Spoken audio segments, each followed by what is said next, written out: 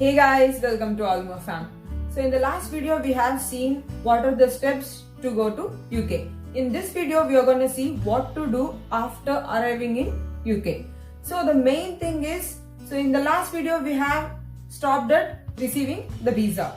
So when you receive the visa, in that you will find a letter to collect your BRP card. So the first thing you have to do after arriving in UK is collecting your BRP card. In that visa leaflet, they will give you where to collect the BRP card also. In that they will give the address. Mostly it will be in a post office. Otherwise sometimes you can collect in your college also. But they will mention it clearly where to collect your BRP card. So BRP card is very necessary. In that they will give the time period for you also. Means the time period of the visa. If your course is of 2 years, mostly the time period will be 2 years, 5 months or 2 years, 4 months, like that. So BRP is Biometric Residence Permit. It is very useful for you to show wherever you go. Instead of carrying passport every time, you can carry that BRP card. And it is useful for applying anything in future for bank accounts or for driving license, like that. So first thing what you have to do is collecting your BRP card. As I have mentioned, the first thing is to collect BRP card. Before that, before going to UK itself, so there are some things which you have to do. First one, trying to get an accommodation. Because in immigration, there will be a chance, they will ask you where are you going to stay. So you have to show some accommodation address. So there are many options like booking in Airbnb, or you can also book university accommodation, or if you have any friends there, you can provide that accommodation also. But make sure that you have at least one address to show in the immigration, or if they ask you to provide the address. So this is the first thing to do. And the other thing is you have to get some cash in hand of UK pounds. So you can carry up to 1000 pounds as cash while you are traveling. And the remaining thing you can keep in your bank account like 1 lakh or 2 lakh rupees. After that, after going to UK, you can transfer it in your UK account. But at present, carry some cash with you because it might be useful for you after going there to pay the rent or buying some commodities or for any other small expenses. So before going to UK, make sure that you are booking your accommodation or at least making some arrangement to show for the immigration people and to go and stay there. That is the first one. And the second one, carry some cash with you. And the third one is, so when you are going to UK for the first time and if you don't have any friends there and if you don't know how to go or what to do, the university people will provide meet and greet service. You can book that. After the unconditional letter and after getting all the cash letters, the university will provide the emails regarding on which dates the university is having meet and greet service. So you can book your flight tickets accordingly, and on that day, if you book the meet and greet service with all the details, they will come and pick you up. Not only you, many students will be traveling on the same day. So you will be picked up along with the other students. After picking you up, they will ask you where they have to drop you. So they will only drop you near your accommodation. They won't charge you anything. It is free of cost for the first time and for the juniors who are entering into the university for the first time. So make sure that you are doing these 3 things before entering into the UK. And many people will carry a lot of items from India like rice, pickles, everything. But it's not necessary to carry rice because rice is very cheap in UK. You can get to the same price what it is there in India. If you want to carry something from India, you can carry pickles and spices because spices are very costly. Other than that, if you want to carry pulses, it is up to you because pulses are a little bit costlier. Other than that, reduce your luggage. Keep other things which are more important, not this one. Okay. So take cash with you, book an accommodation, book a meet and greet service, and make sure that you are not carrying a heavy luggage and carry more necessary things.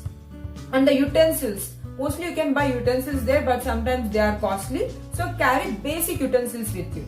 Okay, because if you book an accommodation in UK, most of the times they will provide you with the utensils. The kitchen will have many utensils, you can use them. So no need to pack your luggage heavily with all the utensils, pulses, rice, pickles and all the other spices. So make sure you are carrying luggage a little bit lighter than the allowed weighed by the airlines people. So before boarding a flight, in the home itself, carry a file with you with all the documents which you have submitted for the visa, like cash letter, unconditional letter, and a Xerox of passport, everything. Keep it in a file. After reaching in the immigration, they might ask you the unconditional letter and also the cash letter, and they might ask you some questions. So make sure that you are keeping all the documents in a single file. So these 4 things, or these 4 to 5 things, make sure that you are doing it on the beforehand, not in a hurry-burry.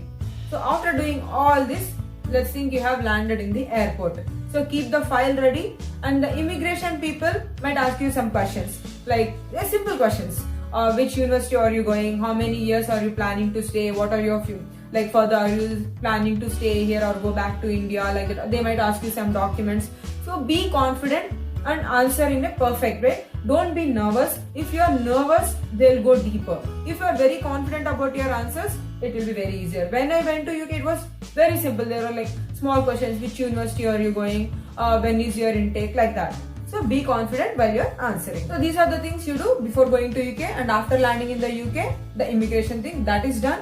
So when you're going into your room or any other your friend's house, the accommodation, after that is done, you will be having a little jet lag, so take some rest. And after that, in the next day, don't be in a hurry to pick up your BRP card on the same day.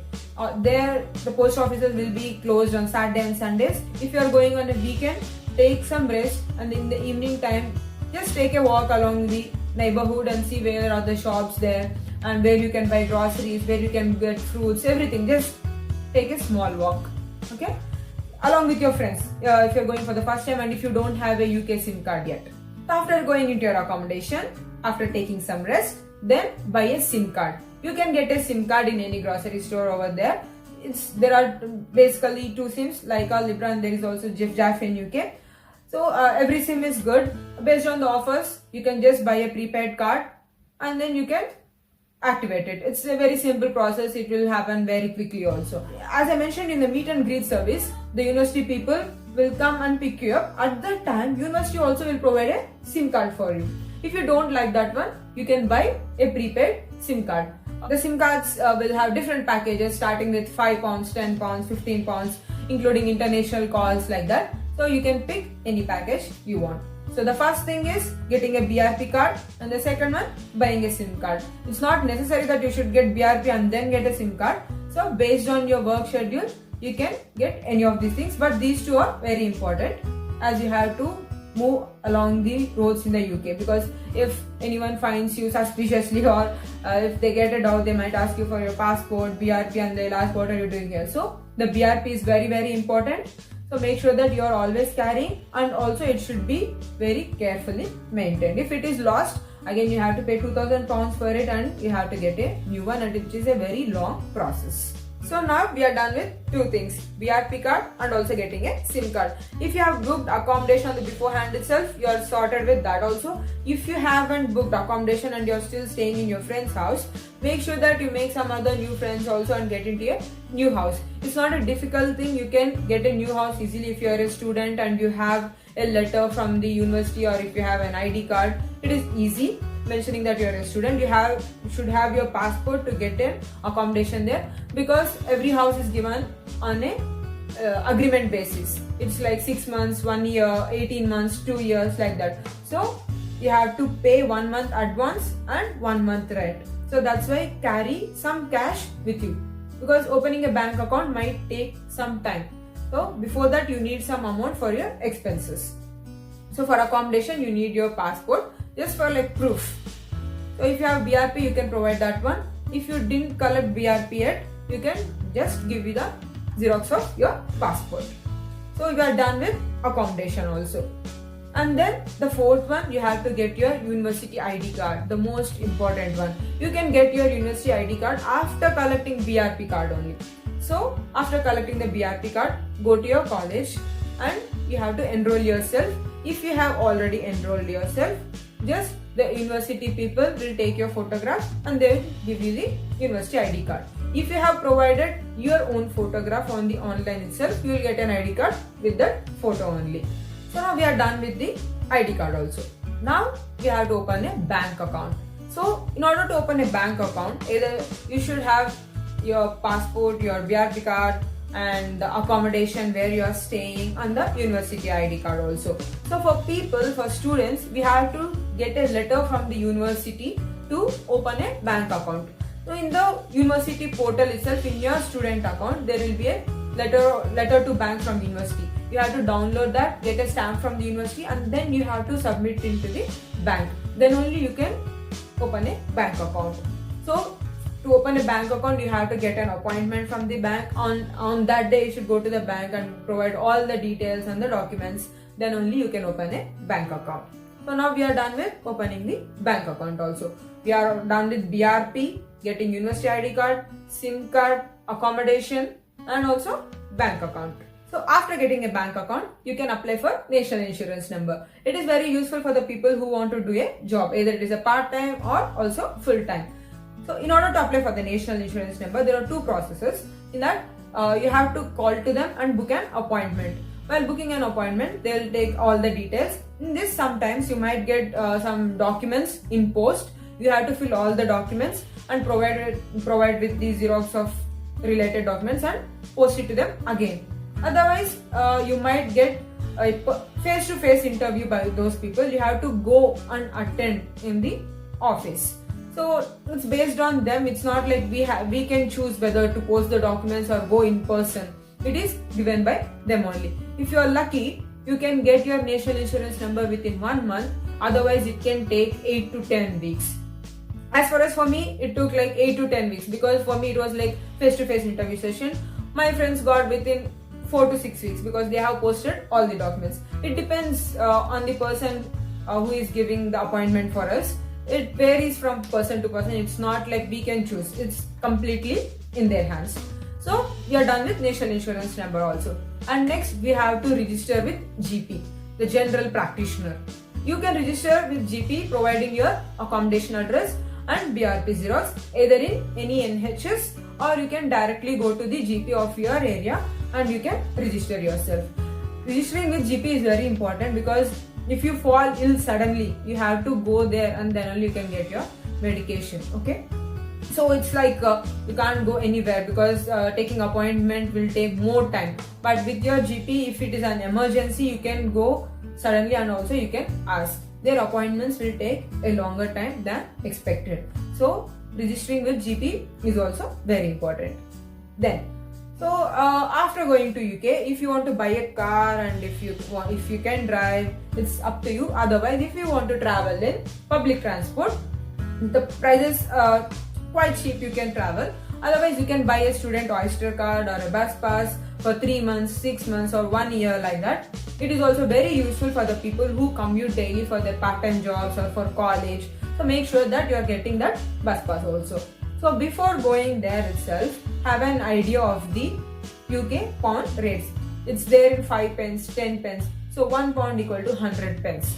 So have an idea of the currency of UK, so that it will be easy whenever you are doing the cash transactions. And next, getting a license. Many people strive for the license because it's a little bit difficult process.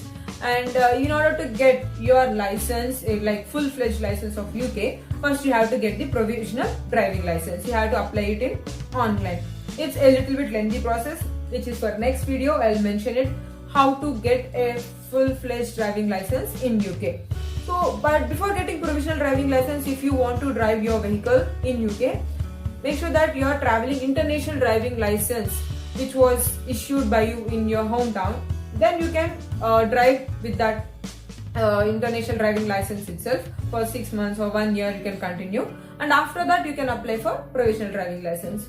So the international driving license provided in India is also valid in UK. So guys, I'll just repeat what are the things you have to do before going to UK and after reaching in UK. Before going to UK, check for the accommodation, be ready with some cash, keep all the documents in a single file, be confident in the immigration. And after reaching there, get a SIM card, get a BRP, and also the university ID card. These 3 are very important. Open a bank account, get your national insurance number, and register with a GP, get a bus pass, and also make sure that you are getting your driving license if you are fond of driving, because cars are a little bit cheaper in UK. You can get it very easily. So this is it, guys. If you have any doubt, please comment in the comment section, or you can DM us directly on Instagram. If you like this video and if you feel that it is useful for others also, please like, share and comment, and also do subscribe to Almo Fam. Thank you for watching.